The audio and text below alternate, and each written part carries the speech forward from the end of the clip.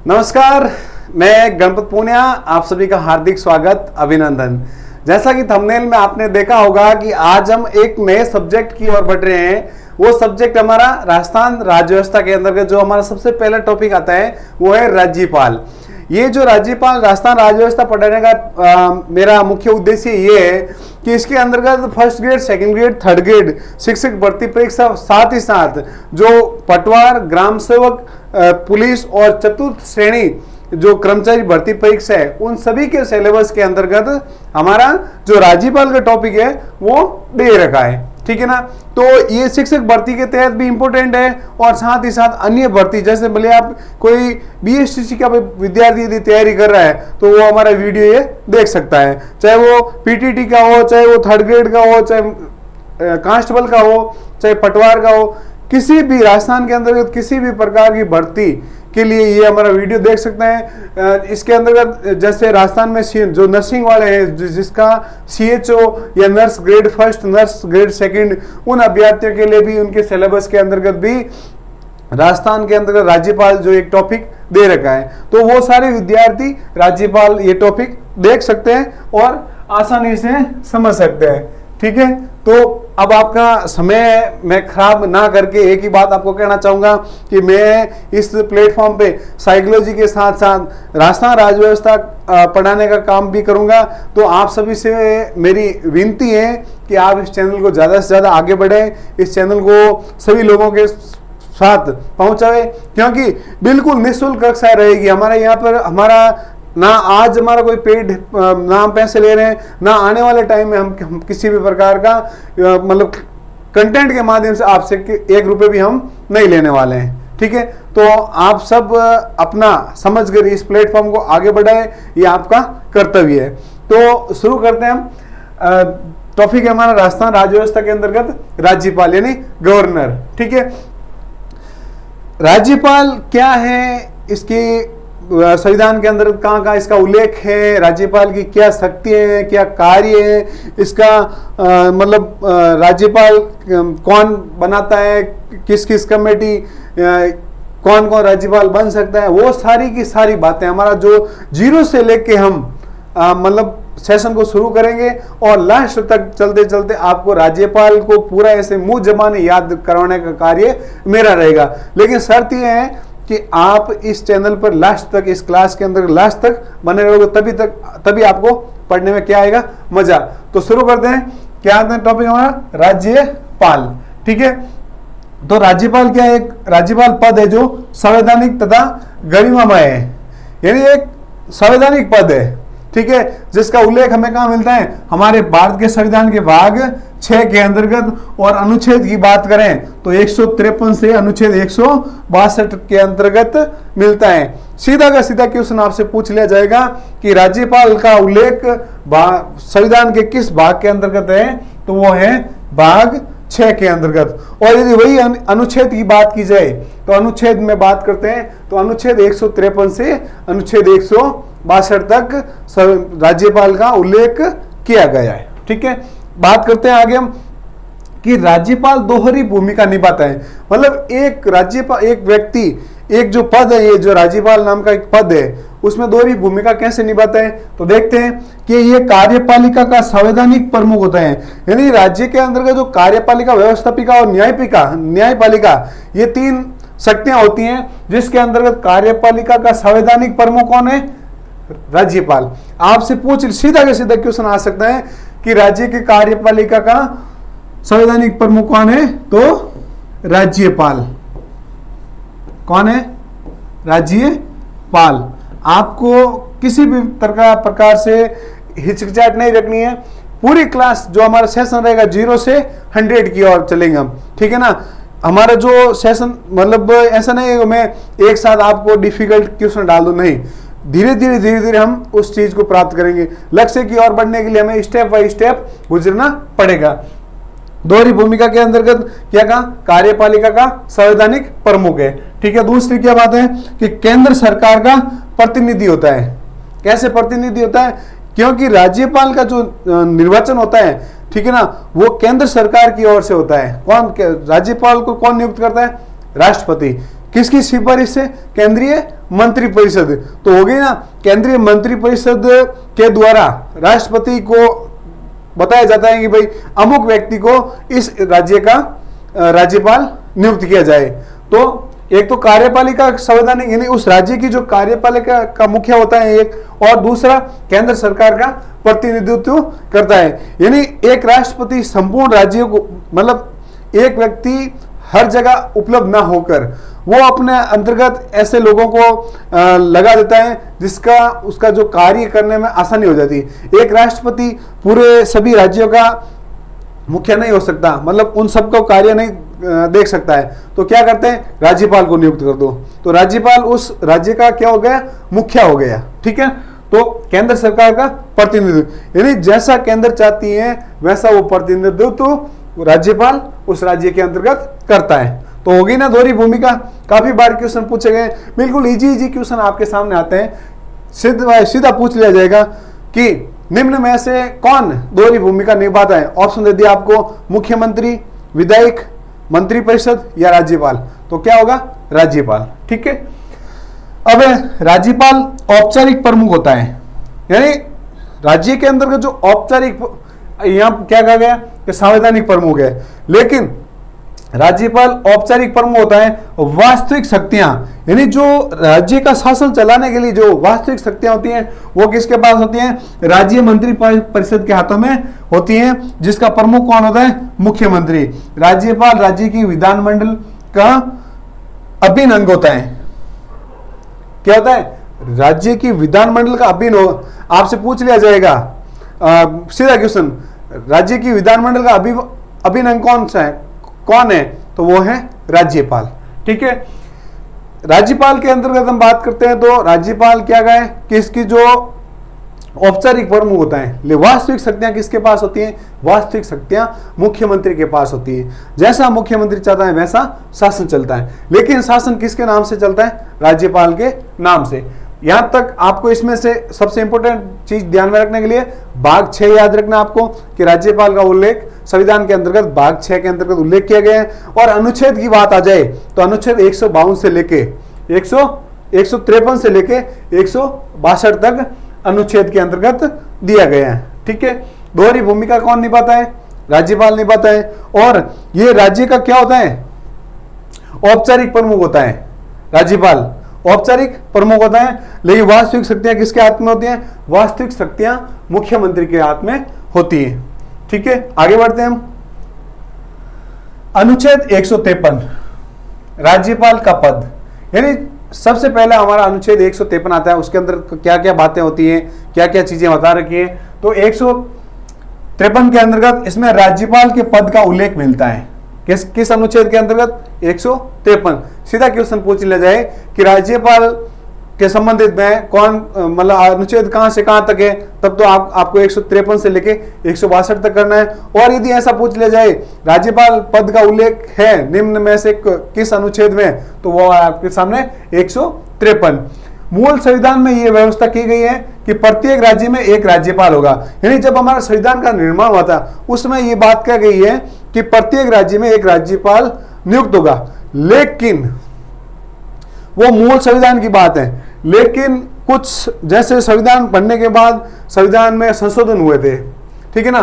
तो संशोधन हुआ तब इसमें आप चल रहा है कि एक 7वां संविधान संशोधन आया था। कब आया था? 1956 में 7वां संविधान संशोधन हुआ था 1956 में। इसमें क्या क्या कहा गया? निम्नलिखित जो प्रावधान थे कि मूल संविधान में हमारा दे रखा है कि एक राज्य का एक राज्यपाल होगा, लेकिन अब वर्तमान में एक व्यक्ति एक या एक से अधिक राज्यों का राज्यपाल हो सकता है। ठीक है, यह प्रावधान क्यों हुआ था? 7वां संविधान। तो 7वां संविधान कब हुआ था? 7वां संविधान संशोधन 1956 में। चलो 1956 में हो गया, यहां तक बात आपके समझ में आ गई।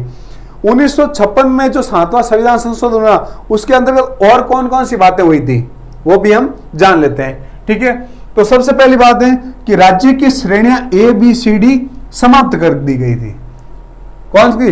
राज्य की जो सीमाएं, जो श्रेणियां थी, जब हमारा देश आजाद हुआ था तब राज्य की जो श्रेणी थी कि ये ए ग्रेड ए श्रेणी का राज्य है, ये बी श्रेणी का, ये सी श्रेणी का, ये डी श्रेणी का, तो 7वें संविधान संशोधन के तहत और कौन कौन सी चीजें कि जो राज्य की श्रेणियां थी उनको क्या कर दिया गया, समाप्त। और ये जो राज्य की श्रेणियां थी ये किसके अंतर्गत थी, ये भाग 7 के अंतर्गत।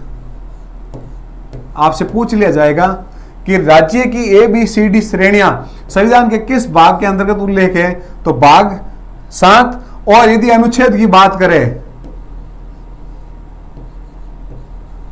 अनुच्छेद की हम बात करते हैं तो अनुच्छेद 238 इसको क्या किया, निरस्त कर दिया गया था।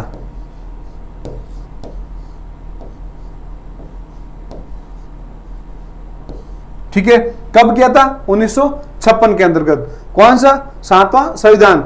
लेटेस्ट क्वेश्चन आपसे पूछा गया जेल प्रेरी जो द्वितीय पारी के अंतर्गत आपसे पूछा गया कि जो एक से एक व्यक्ति एक या अधिक राज्य का राज्यपाल हो सकता है, यह प्रावधान किस संविधान संशोधन के तहत लागू हुआ, तो 7वें संविधान संशोधन के तहत लागू हुआ। आपको याद रखना है 1956 में हुआ था 7वां संविधान। तो पहली बात हुई थी कि राज्य की एबीसी श्रेणियों को समाप्त कर दिया गया, किसके तहत, 7वें संविधान संशोधन के तहत। फिर एक व्यक्ति 2 या 2 से अधिक राज्यों का राज्यपाल नियुक्त किया जा सकता है। यह कब हुआ था, एक व्यक्ति 2 या 2 से अधिक राज्यों का राज्यपाल नियुक्त हो सकता है। लेकिन हमारे जो मूल संविधान है उसके अंतर्गत क्या कहा गया था, एक व्यक्ति एक राज्य का राज्यपाल नियुक्त होगा। लेकिन संविधान का संशोधन हुआ और संविधान के संशोधन में यह कहा गया कि भाई एक व्यक्ति 2 या 2 से अधिक राज्यों का राज्यपाल नियुक्त कर सकते हैं। ठीक है, फिर कौन सी बात हुई, लोकसभा की सीटें 500 से बढ़ाकर 525 कर दी गई थी। सीधा क्वेश्चन पूछ सकते हैं कि लोकसभा की सीटें 500 से 525 कब हुई थी, तो 7वें संविधान संशोधन के तहत हुई थी। ठीक है, राज प्रमुख के स्थान पर राज्यपाल का पद प्रारंभ हुआ। जब देश आजाद हुआ तब हमारा देश आजाद हुआ तब राज्यपाल नाम का कोई प्रावधान नहीं था, उसमें कौन था, राज प्रमुख। कौन था, राज प्रमुख पद था ये। ठीक है, लेकिन इस पद को समाप्त कर दिया गया कब, 7वें संविधान संशोधन।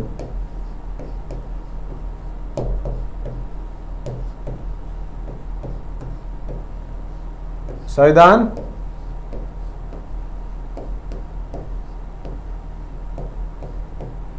संविधान संशोधन 1956। ठीक है, तो राज प्रमुख के स्थान पर कौन हुआ, राज्यपाल पद हुआ। ठीक है, यही चीज आपको याद रखनी है कि राज्यपाल पद को समाप्त कब किया था, 7वें संविधान संशोधन के तहत 1956 के अंतर्गत। ठीक है, अब हम बढ़ते आगे। राज्य के प्रथम राज प्रमुख सवाई मान सिंह, हमारे जो राजस्थान राज्य का प्रथम राज प्रमुख कौन है, सवाई मान सिंह, जिनकी नियुक्ति कब होती है, 30 मार्च 1949। तब क्या होता है, ये 30 मार्च से आपको याद आया होगा, इस दिन मनाते हैं हम राजस्थान दिवस। राजस्थान दिवस। ठीक है, इस दिन क्या हुआ था, जब हमारा राजस्थान का एकीकरण हुआ था, राजस्थान का एकीकरण, जिसके तहत अधिकांश रियासतें शामिल हो गई थी। कब हुई थी, 30 मार्च 1949। ठीक है, तो उस समय हमारा जो राज प्रमुख पद शुरू हुआ था। ठीक है, और ये राज प्रमुख पद समाप्त कब होता है, 7वें संविधान के तहत 1956 के अंतर्गत। तो राज प्रमुख की जगह कौन सा पद आ गया, राज्यपाल आ गया। ठीक है, राज्य का प्रथम राज्यपाल, भाई ये 30 मार्च 1949 से शुरू हुआ था और पद समाप्त होने के बाद जो राज्यपाल पद नया शुरू हुआ था उसका प्रथम व्यक्ति था गुरुमुख निहाल सिंह, जिसकी नियुक्ति का आदेश, ये चीज आप याद रखना कि नियुक्ति का आदेश तो मिला है 25 अक्टूबर 1956 को, ठीक है ना। लेकिन इन्होंने पद ग्रहण कब किया था?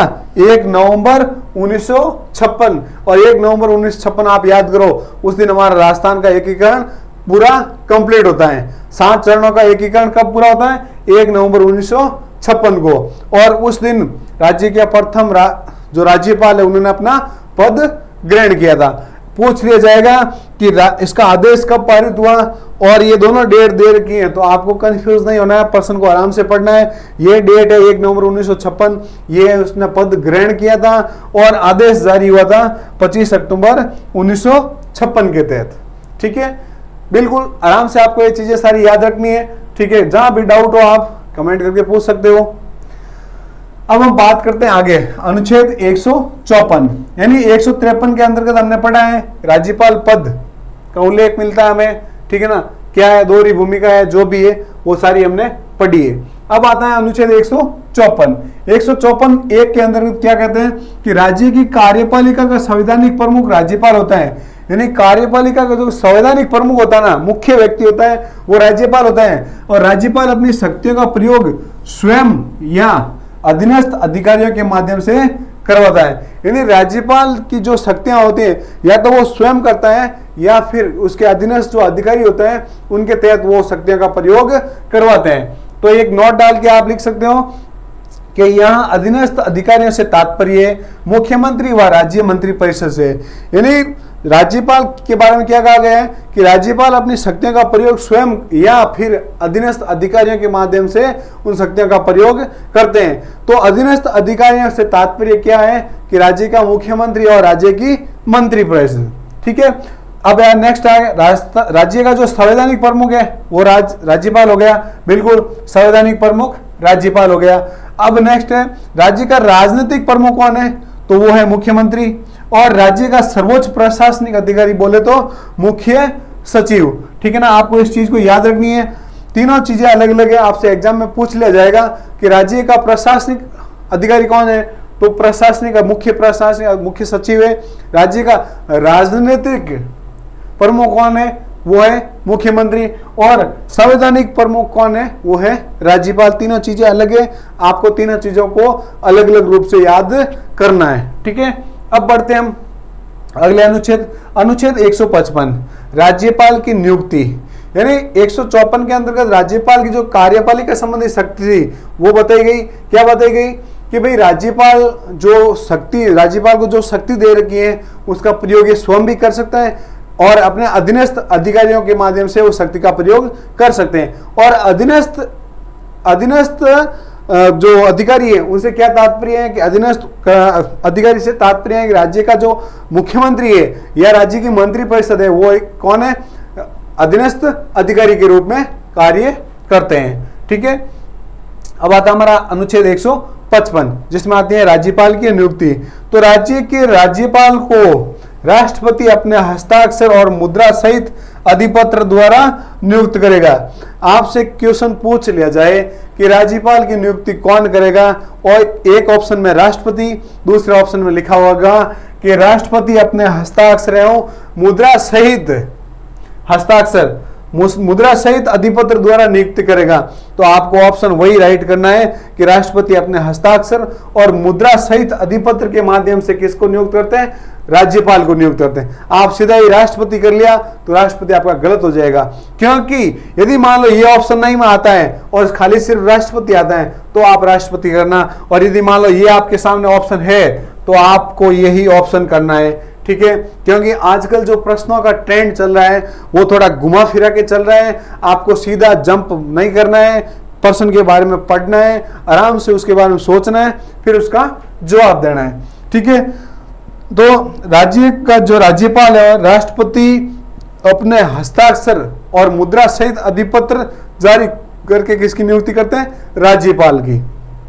फिर राज्यपाल की नियुक्ति राष्ट्रपति द्वारा केंद्रीय मंत्रिपरिषद की सलाह से की जाती है। यानी राष्ट्रपति राज्यपाल की नियुक्ति करने से पहले जो केंद्र की मंत्रिपरिषद होती है उनसे सलाह लेती है कि अमुक व्यक्ति को अमुक राज्य का राज्यपाल नियुक्त करना है। ठीक है, केंद्रीय मंत्रिपरिषद की सलाह से ही राष्ट्रपति आदेश जारी करता है। ठीक है, फिर है कि राज्यपाल की नियुक्ति का प्रावधान कनाडा से लिया गया है, बिल्कुल वेरी इंपॉर्टेंट। यानी राज्यपाल को कहां से लिया गया? राज्यपाल प्रणाली है वो कहां से ली गई है? कनाडा से। काफी बार पूछा गया है, ठीक है, और आगे भी इन फ्यूचर भी क्वेश्चन पूछने की संभावनाएं बनी रहती है, क्योंकि हमारा जो संविधान है वो विश्व हर एक अलग अलग एक देश से कुछ ना कुछ हमने ग्रहण किया है, ठीक है ना, तो तब जाके इतना बड़ा संविधान का निर्माण किया है, ठीक है। तो राज्यपाल को इस प्रणाली को कहां से लिया गया? कनाडा से लिया गया है। राज्यपाल को संसदीय शासन प्रणाली के अधीन कार्य करना था। संसदीय प्रणाली में दोहरी कार्यपालिका होती है, यानी संसदीय प्रणाली के अंतर्गत दोहरी कार्यपालिका होती है। वास्तविक कार्यपालिका मुख्यमंत्री के नेतृत्व में मंत्रिपरिषद, यानी जो कार्यपालिका होती है उसमें दोहरी कार्यपालिका होती है, जिसका जो वास्तविक कार्यपालिका का जो होता है वो उसका नेतृत्व कौन करता है? मुख्यमंत्री के नेतृत्व में। और नाम मात्र या औपचारिक कार्यपालिका प्रमुख होता है वो होता है राज्यपाल। यानी राज्य जो दोहरी शासन प्रणाली चल रही है उसमें वास्तविक और औपचारिक या नाम मात्र, यानी वास्तव में देखा जाए तो पावर किसके हाथ में है? मुख्यमंत्री के, लेकिन जो भी कार्य होते हैं वो राज्यपाल के नाम से होते हैं। तो राज्यपाल क्या हुआ? सिर्फ मोहर हुआ, यानी राज्यपाल को साइन करके उस शासन को चलाना है, ठीक है ना। तो इस चीज को आप समझो कि जो दोहरी शासन प्रणाली है उसके अंतर्गत वास्तविक कौन होता है? मुख्यमंत्री, और औपचारिक या नाम मात्र कौन होता है? राज्यपाल, ठीक है। अब बढ़ते हैं हम आगे। राज्यपाल से संबंधित कुछ आयोग और समितियां आई थी, उन समितियों ने क्या क्या सुझाव दिए थे वो सारी बातें इसके अंदर चर्चा करेंगे। सबसे पहले प्रथम प्रशासनिक सुधार आयोग, काफी बार पूछा गया है, ठीक है ना। इस आयोग का पूछ सकते हैं कि इस आयोग का गठन कब हुआ था? तो गठन होता है 5 जनवरी 1966 के अंतर्गत। कब होता है?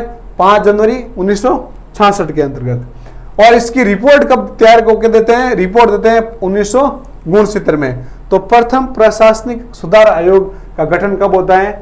1966 के अंतर्गत। और इन्होंने रिपोर्ट कब दी? वो दी है 1969 के अंतर्गत। इसके जो अध्यक्ष है इंपोर्टेंट है, मोरारजी देसाई है, ठीक है। और सदस्य के अंतर्गत आता है के हनुमंथाई, GS पाठक, HB कामत और हरीश चंद्र माथुर। एग्जाम का जो जैसा ट्रेंडिंग चल रहा है राजस्थान के अंतर्गत उसके हिसाब से आपको इन सदस्यों का नाम भी याद रखना है, अध्यक्ष का नाम भी याद रखना है, इसका गठन कब हुआ था और इसने रिपोर्ट कब दी। किसने? प्रथम प्रशासनिक सुधार आयोग। प्रथम प्रशासनिक सुधार आयोग की बात करते हैं, इसका गठन 5 जनवरी 1966 के अंतर्गत। 1969 के अंदर पेश करते हैं क्या? रिपोर्ट। अध्यक्ष के तौर पर मोरारजी देसाई है, सदस्य के अंतर्गत के हनुमंता है, GS पाठक है और HB कामत और हरीश चंद्र माथुर है। अब इस आयोग की क्या सिफारिशें थी राज्यपाल से संबंधित? तो सिफारिश के अंतर्गत आता है कि एक व्यक्ति को एक ही बार राज्यपाल बनाया जाना चाहिए, यानी उसके जीवन में यदि मान लो किसी एक बार राज्यपाल बन गया तो उसको वापस से राज्यपाल नहीं बनाना चाहिए। यह किसकी सिफारिश थी? प्रथम प्रशासनिक सुधार आयोग की। दूसरी सिफारिश थी कि राज्यपाल पद पर नियुक्त व्यक्ति प्रशासनिक एवं सामाजिक रूप से प्रतिष्ठित होना चाहिए, यानी ये उसकी योग्यता है कि भाई ऐसे हर किसी को तो आप राज्यपाल नहीं बना सकते। तो राज्यपाल बनाने के लिए ये क्या कह रहे हैं? ये आयोग कह रहे हैं कि वह प्रशासनिक और सामाजिक रूप से प्रतिष्ठित व्यक्ति होना चाहिए, तभी उसको राज्यपाल नियुक्त कर सकते हो।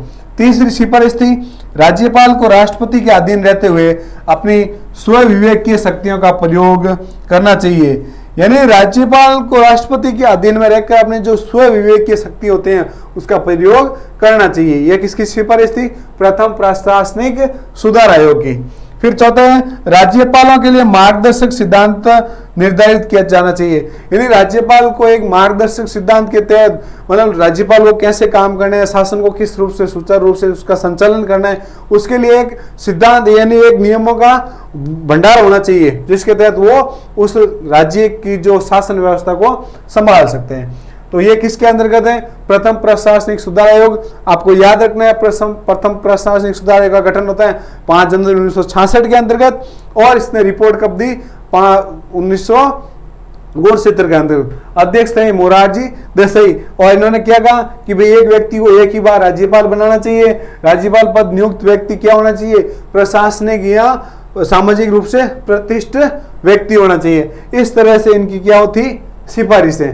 काफी बार एग्जाम में पूछा गया है, सिफारिश नहीं पूछते हैं तो आपको आयोग के बारे में जरूर पूछा जाएगा कि प्रथम प्रशासनिक आयोग का गठन कब हुआ था, या इसके अध्यक्ष का क्या नाम था, या निम्न में से कौन सदस्य नहीं था। तो आपको ये सारे सदस्यों के नाम भी आपको याद रखने हैं। पढ़ना है, नौकरी लगनी है, तब तो आपको याद रखना ही पड़ेगा, और हमारे सामने कोई ऑप्शन नहीं है। अब आते हैं राजमन्नार समिति। इसका गठन होता है 1969 के अंतर्गत तमिलनाडु की डीएमके सरकार के द्वारा, और अध्यक्ष है पीवी राजमन्नार।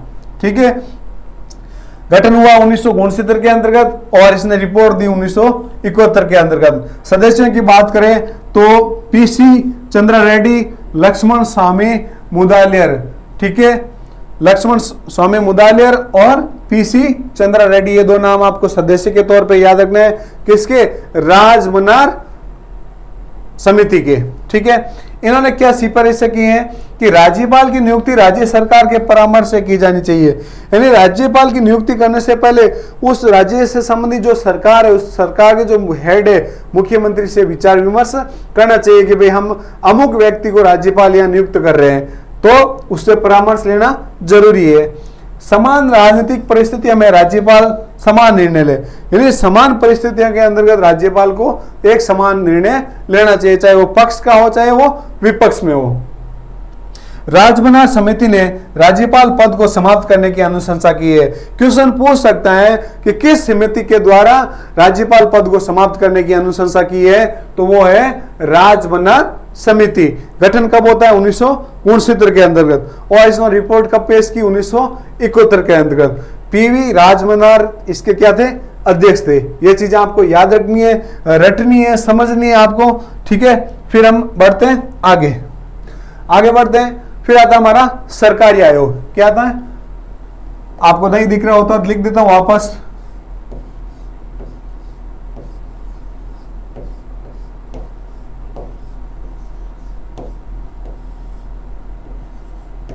सरकारी आयोग, ठीक है, इसका गठन कब होता है, 9 जून 1983 को, और रिपोर्ट कब प्रकाशित होती है, जनवरी 1988 को।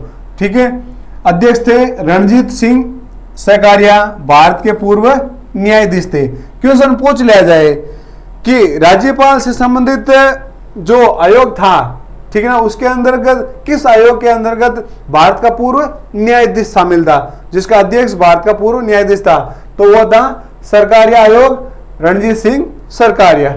ठीक है, सदस्य इसके बी शिवरमन और SR सेन। इनकी क्या सिफारिश थी कि राज्यपाल सामाजिक व प्रशासनिक साख वाला तथा किसी क्षेत्र विशेष का प्रसिद्ध व्यक्ति होना चाहिए। यानी आप राज्यपाल किसी को नियुक्त कर रहे हो तो वो सामाजिक और प्रशासनिक साख वाला होना चाहिए तथा किसी क्षेत्र विशेष में उसकी कुछ उपलब्धि होनी चाहिए। यह सिफारिश थी किसकी, इसकी सरकारिया आयोग की। राज्यपाल की नियुक्ति करते समय संबंधित राज्य के मुख्यमंत्री से परामर्श किया जाना चाहिए। ठीक है ना, पिछली जो समिति थी उसमें भी ये बात कही थी कि राज्यपाल को नियुक्त करने से पहले संबंधित राज्य के मुख्यमंत्री से परामर्श करना चाहिए। इसका उल्लंघन कब हुआ है, 1983 में जम्मू कश्मीर के राज्यपाल जगमोहन की नियुक्ति हुई। तब जम्मू कश्मीर के मुख्यमंत्री कौन थे, फारूक अब्दुल्ला। ये क्वेश्चन पूछा जा सकता है कि इस मतलब सिफारिश के बावजूद भी इसका उल्लंघन हुआ है। कहां पर हुआ था उस समय, जैसे मान लो जम्मू कश्मीर के अंतर्गत हुआ तो जम्मू कश्मीर का मुख्यमंत्री कौन था, और उस समय जम्मू कश्मीर में किसको राज्यपाल नियुक्त किया गया था, तो जगमोहन को नियुक्त किया गया, और मुख्यमंत्री कौन था, फारूक अब्दुल्ला।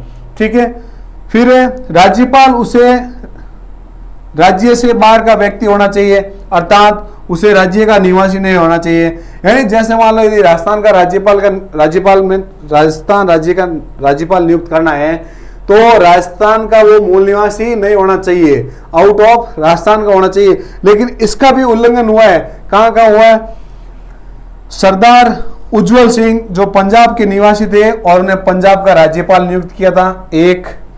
फिर आता है H.C. मुखर्जी को पश्चिम बंगाल का तथा मैसूर महाराज को मैसूर का राज्यपाल बना दिया गया, ठीक है। फिर आता है हमारे मिलाप चंद जैन जो जोधपुर के निवास थे और उनको राजस्थान का राज्यपाल बनाया गया।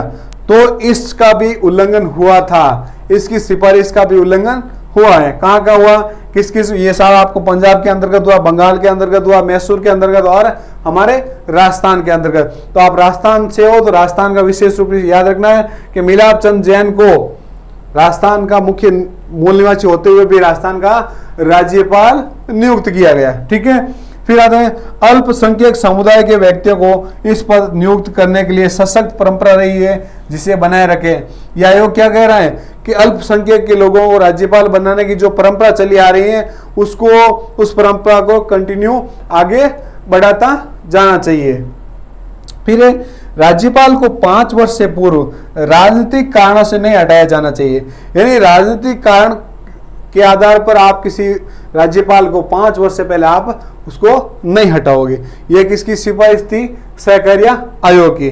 और लास्ट है राज्यपाल द्वारा राष्ट्रपति के लिए आरक्षित विधेयक पर राष्ट्रपति 4 माह में निर्णय ले। यानी यदि कोई ऐसा कोई विधेयक आ गया है, कोई कानून ऐसा बनाना आ गया है और राज्यपाल उस कानून को राष्ट्रपति के पास भेज दिया जाता है, तो राष्ट्रपति को 4 माह के अंतर्गत उस कानून को पारित करवाना चाहिए, इस या उसका जो भी सवाल जवाब है वो 4 माह के अंतर्गत करना चाहिए। यह क्या थी, सिफारिश है इस सहकारिता आयोग की। अब बढ़ते हम आगे।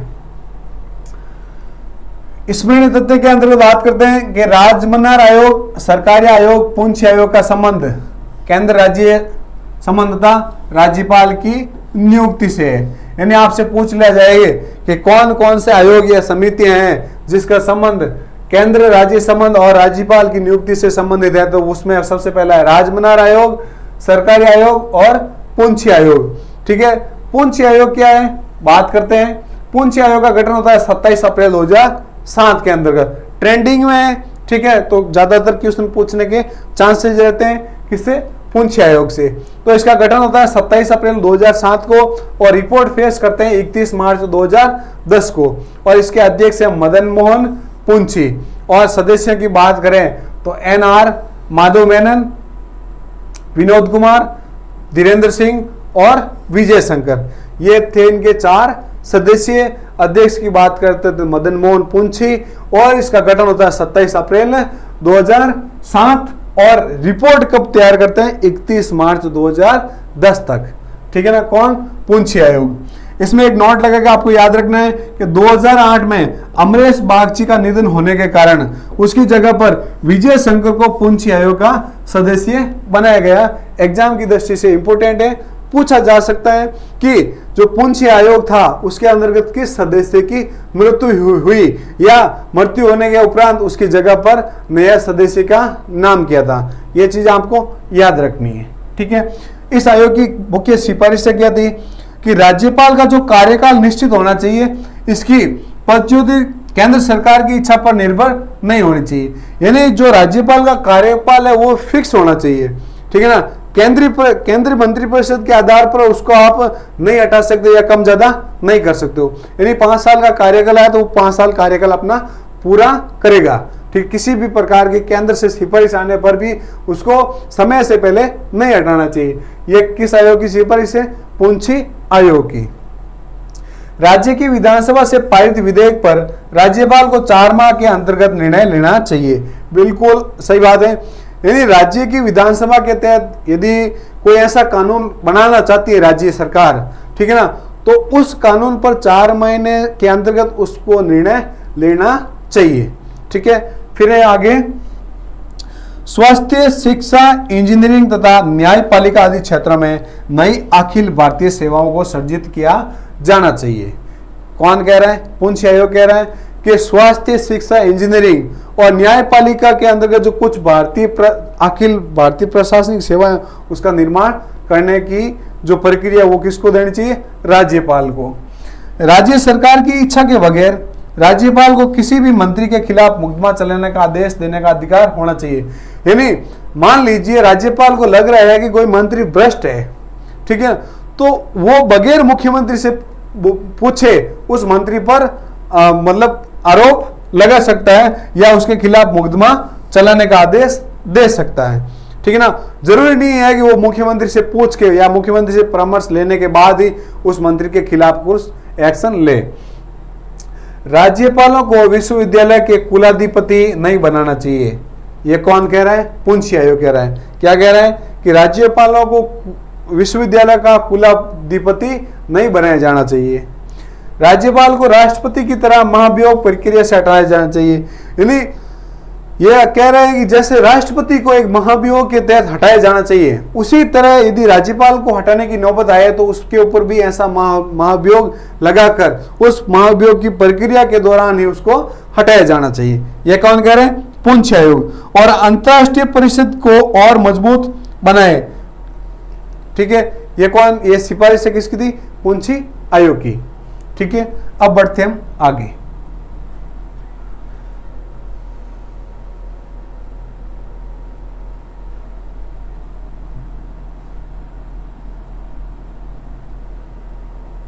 एक स्लाइड इसके आगे पीछे हो गई है, शायद डबल आ गई है, ठीक है, डबल आ गई, ठीक है। तो कोई बात नहीं, डबल आ गई है तो हम उसको अभी निकाल लेते हैं कि भाई डबल आने का कारण क्या है।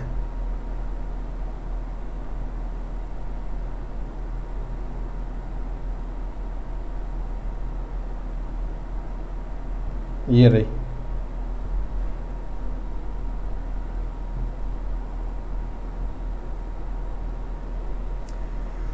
अनुच्छेद 156 के तहत कि राज्यपाल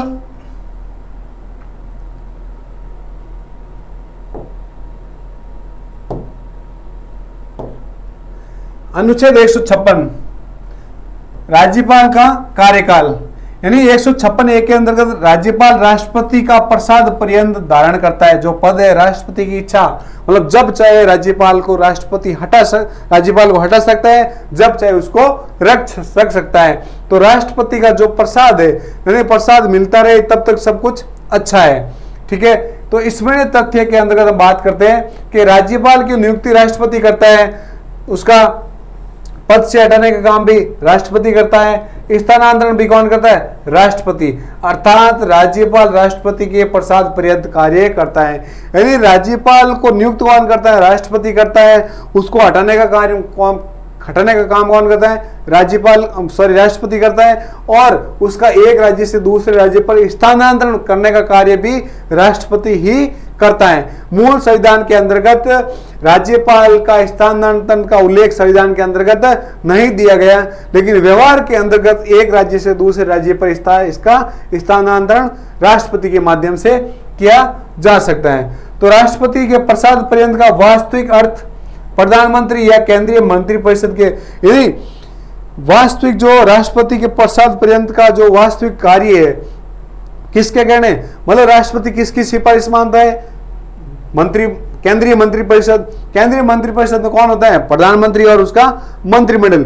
यानी जब प्रधानमंत्री चाहता है कि अमुक व्यक्ति को राज्यपाल रखना है या इसका ट्रांसफर करना है या इसका हटाना है, तो केंद्रीय मंत्रिपरिषद के तहत ही जब केंद्रीय मंत्रिपरिषद चाहती है, वैसे ही राज्यपाल की नियुक्ति, स्थानांतरण और उसको हटाने का कार्य राष्ट्रपति के माध्यम से करवा सकते हैं, ठीक है। राज्यपाल, महान्यायवादी, प्रधानमंत्री व केंद्रीय मंत्रिपरिषद राष्ट्रपति के प्रसाद पर्यंत काम करते हैं।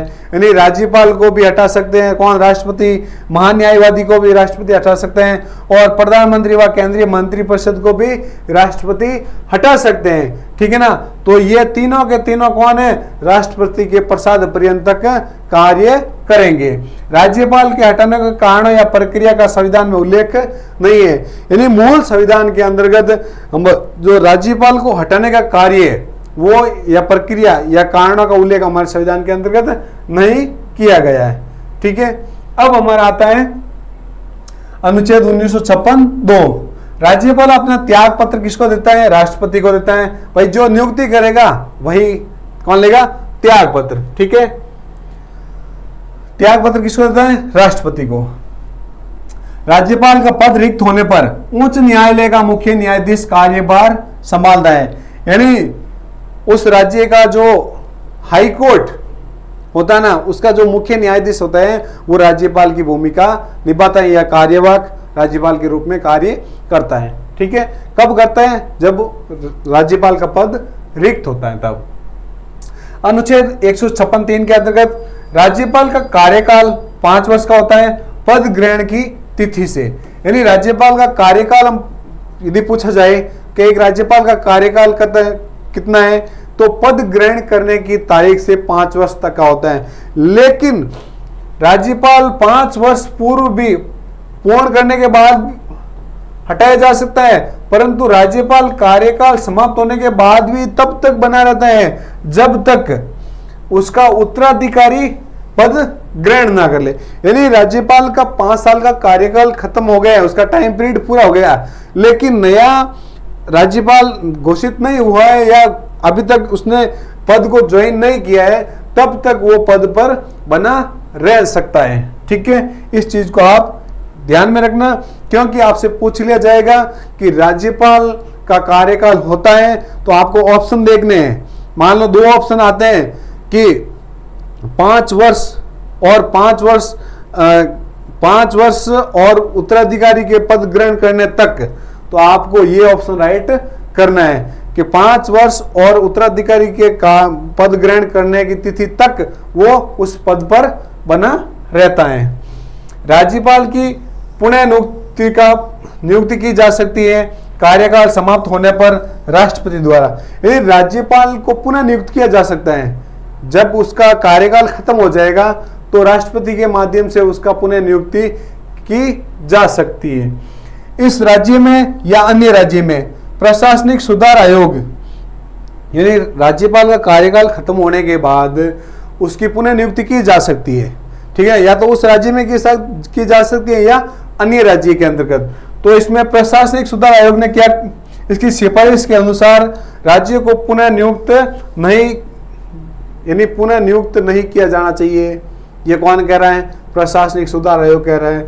लेकिन एक राज्यपाल को दूसरे राज्य में स्थानांतरण कर सकते हैं राष्ट्रपति अपनी इच्छा के अनुसार। ठीक है, अब चलते हैं हम आगे।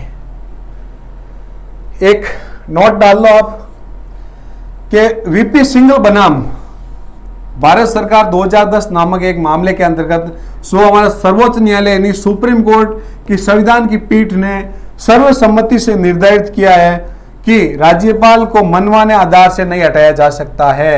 यानी सपोज देन केंद्र में किसी पार्टी की सरकार है और किसी राज्य में उसी पार्टी की सरकार है और राज्यपाल उसके विपक्ष के सरकार का है, तो उसको मनमाने तरीके से नहीं हटाया जा सकता है। ये कब हुआ? वीपी सिंघल बनाम भारत सरकार 2010 नामक मामले के अंतर्गत सुप्रीम कोर्ट ने ये कहा है। ठीक है, ये चीज आपको याद रखनी है।